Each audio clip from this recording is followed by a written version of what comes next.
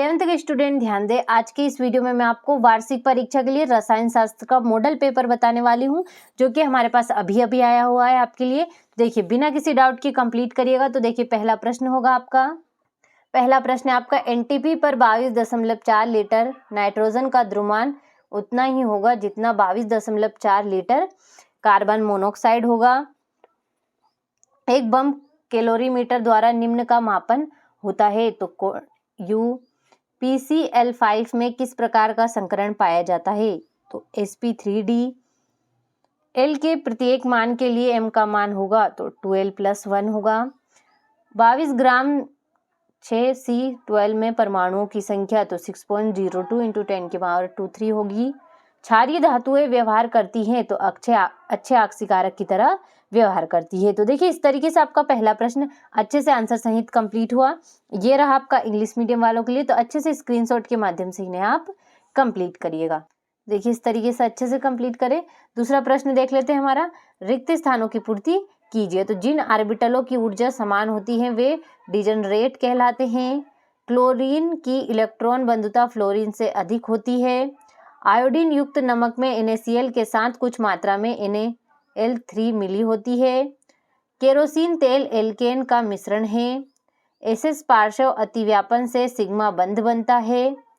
Henry का नियम gas की विलयन में विलेयता से संबंधित है। तो देखिए इस तरीके से आपका दूसरा प्रश्न कंप्लीट हुआ पूरा। ये रहा आपका इंग्लिश मीडियम वालों के लिए। तो बिना किसी डाउट के अच्छे से स्क्रीनशॉट के माध्यम से इन्हें आप कंप्लीट करिएगा। आगे देख लेते हैं हमारा प्रश्न जो कि होगा, तो देखिए तीसरा प्रश्न है आपका, सही जोड़ी बनाइए। तो हकल का नियम तो एरोमेटिकता, हीरे की संरचना तो ध्रुवीय जालक, और पीएच स्केल तो इसका होगा सोरेनसन। बम कैलोरीमीटर तो होगा आपका आंतरिक ऊर्जा। इलेक्ट्रोमेरिक प्रभाव तो होगा आपका अस्थायी प्रभाव। तो देखिए इस तरीके से तीसरा प्रश्न हुआ आपका। ये रहा आपका इंग्लिश मीडियम वालों के लिए। तो अच्छे से स्क्रीनशॉट के माध्यम से ऊपर कंप्लीट करके करिएगा। तो देखिए चौथा प्रश्न देख लेते हैं हमारा, एक वाक्य में उत्तर लिखिए। कार्बोनियन में कार्बन पर कौन सा आवेश होता है? तो ऋण आवेश। पीएच मान निकालने का समीकरण लिखिए। तो pH = log H बंध धनायन। NaCl H2O व NH3 में किसकी एंट्रोपी का मान अधिक होगा? तो NH3 का। सबसे अधिक ऋण विद्युतीय तत्व कौन है? तो F है।